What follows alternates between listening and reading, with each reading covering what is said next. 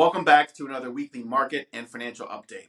We are in the middle of the start of the unofficial beginning of summer now that we're past Memorial Day weekend. And I want to talk to everyone a little bit about summer budgeting and tips and tricks they can take advantage of, because typically vacations tend to be one of the largest annual expenses for most households, most clients that we work with. And there's definitely some ways where you can really take advantage of summer savings and things that you can do to also help reduce costs for vacations. So the average weekly expense for a vacation in the United States is about $2,000 per person, which is pretty crazy, right? So if you have a family of five, I know kids tend to be a little bit less expensive, but still think of it, roughly $8,000 to $10,000 for a week's worth of vacation, which is a lot of money, right? So some other ways to consider versus maybe traveling far or spending large sums of money on flights and traveling costs, what you can do is you can plan things locally, right?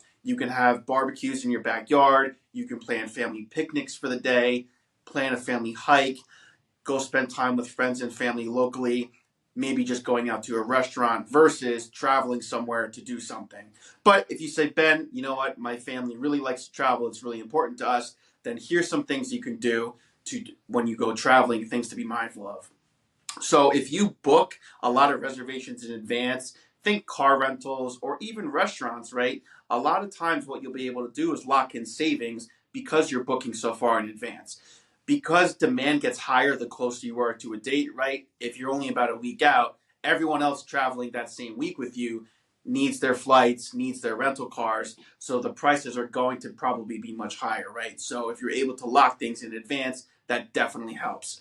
You can also think to travel during non-peak times. There are definitely peak times to travel during summer months. So think like Saturdays and Sundays. I live in New Jersey, and if anyone knows about driving to the shore on a Friday or Saturday, traffic is horrible, right? Because everybody's trying to get down there and do the same thing. So if you're able to maybe leave on like a Tuesday or a Wednesday, not as much of a peak time, you're likely to get a better price on flights and other travel costs.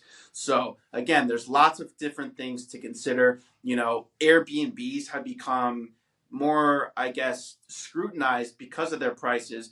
But a lot of times what families will do now is they'll book with other friends, right? So a house that might, say, fit 10 people comfortably is still going to be $500 a night, whether there's 5 or 6 people in the house, versus filling the house maybe with another family, right? Two families of four, 8 people at $500 a night versus one family of four at $500 a night will bring down the cost pretty significantly. And then you can split costs with friends and really share and have a much more memorable experience being with other people there. And again, while saving some money on your travel expenses. So again, this is all about being mindful of summer budgeting. Summers tend to creep up on a lot of folks because it's very easy to go online, click buy without really seeing the impact to your bank account, right? Credit cards, online purchases, very, very easy to make that purchase without really going through all of the numbers and saying, oh, I'll just deal with it at the end of the month, right? So knowing all of your expenditures up front and taking advantage of some of these tips and tricks will really help you